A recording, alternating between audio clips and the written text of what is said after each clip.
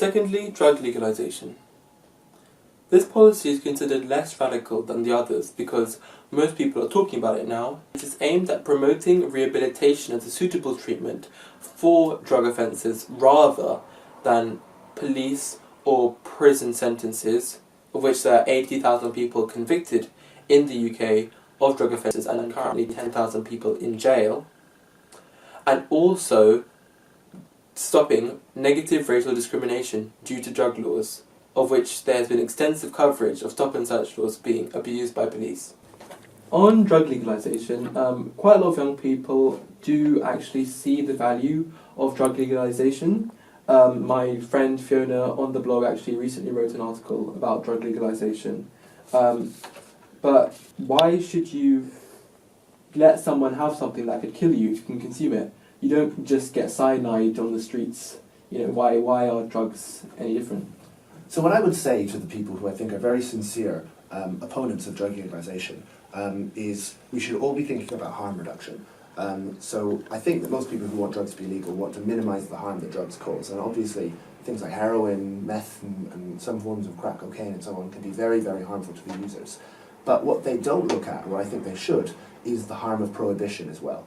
One obvious harm is that because we don't have regulation, or I would prefer it be done through the courts, but we don't have any kind of government oversight or consumer oversight over how drugs are produced, we get very bad batches. And unlike when you go to McDonald's and you get a bad batch and they recall everything and you sue them and you get refunded for your bad hamburger or poisonous hamburger, say, you can't do that with a drug dealer. They have no incentive to do that, and all they'll do is kind of remix what they've got and send it out in a different way.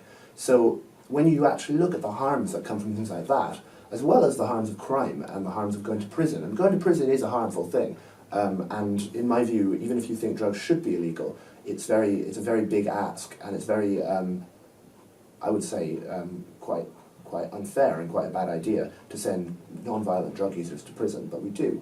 And all of those things are harmful. And I think if we looked at only looking at harm, if we forgot about things that I care about, like personal freedom and things like that, we only looked at how to minimize harm, we would want to legalize at least the most used drugs. We might want to medicalize things like heroin, so that if you're an addict, you can get it through a doctor, or you can get something similar through a doctor. But harm reduction should be the name of the game here. And I think if more drug legalization opponents thought of it in that way, then they would come around as well. But wouldn't it just be great for addicts, so they would have free reign to get whatever drug they wanted, no controls? Wouldn't that be the opposite situation? You have more people addicted. I think you definitely have more people using drugs. That seems to me to kind of be obvious. But interestingly, though, when we look at countries or states in the US that have legalized some drugs, Portugal has decriminalized everything, including heroin. Colorado and Washington has legalized marijuana. What's interesting is, even though usage increases a little bit, problematic usage, so that's kind of drug addiction and people whose lives are ruined by drugs, actually falls. It's not really clear why this is, but one interesting theory I've heard is that the composition of drug use is changing. So casual drug use rises, so maybe once every couple of weeks you'll have a joint with your friends or something like that.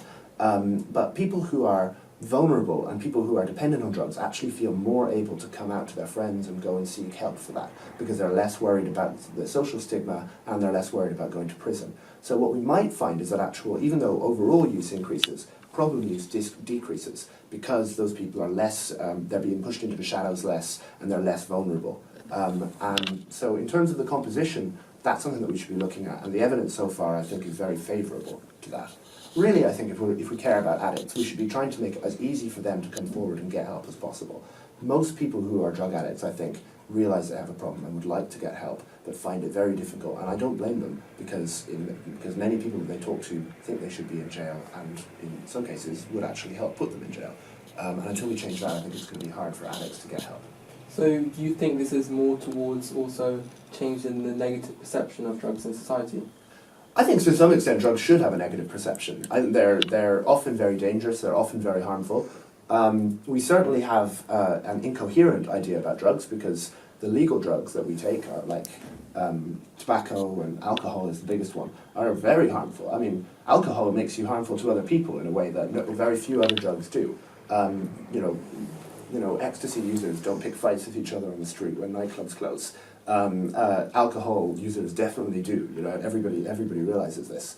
I think we probably should continue to have a negative attitude, at least to things like heroin, crack cocaine, things like that. But I would really like if we could be a little bit more honest about the consequences of drugs. I think there has been quite a good change. The government, I think, sort of talk to Frank is something that I'm not sure if that's still around, but I remember when I was younger, that's actually a real improvement on what we used to have, where it really used to just be lies that they would tell people to try and put people off taking drugs. I think they're getting better at telling the truth and admitting that, there are some drugs that you might not want to use them very often, but they're not going to kill you if you use them a couple of times every year. And it's that kind of honesty that allows people to make an informed decision for themselves, as we allow them to make with alcohol. We know that alcohol harms them, we know that alcohol can make them harmful to others, we still allow them to make an informed decision about whether they take it or not. I wish we could do that with all other drugs, but that doesn't mean we should be pretending that there aren't harms associated with them. Okay, but say you as libertarians say that people have the right to do what they want on their own and they should have free will, but drug use still interferes with other people, even though it might not interfere as much as alcohol, as you say. It's still, say, drugs can cause car accidents, crimes are committed, families can be destroyed, violent attacks, passive smoking also. Are you negating these sorts of effects on society?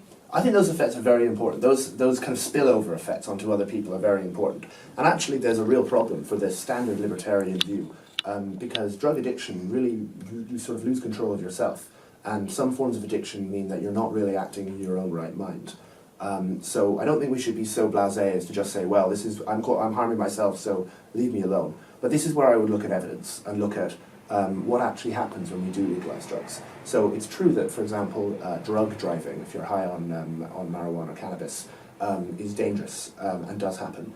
But when we look at Colorado, for example, drug driving increased when they legalized marijuana, but drunk driving decreased. And drunk driving is worse than drug driving. So all of these things have trade-offs. My view is that the negative spillover effects, certainly of the big three that I think should be definitely legalized and very easy to get hold of for adults, are marijuana, ecstasy, MDMA, and cocaine. I'm much less relaxed about things like heroin. I think it should be difficult to get hold of heroin. Because I think that that's something that really can make it difficult for you to make informed decisions after you've taken it. But those big three, for example, all seem to be much, much less harmful to society in general, in every respect, than alcohol is. So if legalizing those means people drinking less and taking those drugs a bit more, then I think that could be very positive, even though, of course, there are negative downsides to all those things. Okay, is there anything else you would like to say to young people about, say, drug legalisation that they might not know? Sure. I think that the drug policy charity Transform does amazing work. I don't agree with them on everything. I think we have very strong differences of opinion about alcohol and tobacco, how they should be regulated. But in general, Transform does great work. And what they've shown is we have an unbelievably irrational policy when it comes to harmful activities. So if we don't even look at drugs, so forget about alcohol, forget about tobacco for now. Rugby is one of the most dangerous things that you can do in your spare time. Horse riding is very dangerous. Horse riding is more dangerous than taking ecstasy. Skydiving is kind of obviously quite dangerous. But things that we sort of encourage because they seem wholesome and they seem like they're good for your spirit can be incredibly dangerous.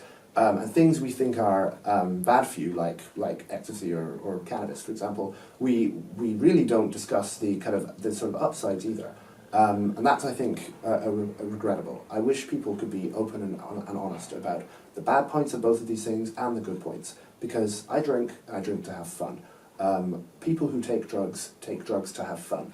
And unless we admit that taking drugs for many people can be fun, we're never going to be able to have an open and honest debate about the costs and benefits of drug use. I don't encourage drug use. I don't think that it's not really my business whether other people do it or not. But I think that acting as if there is no good thing about these things is just crazy, because it defies people's common sense. People know it's not true, and people know they're being lied to.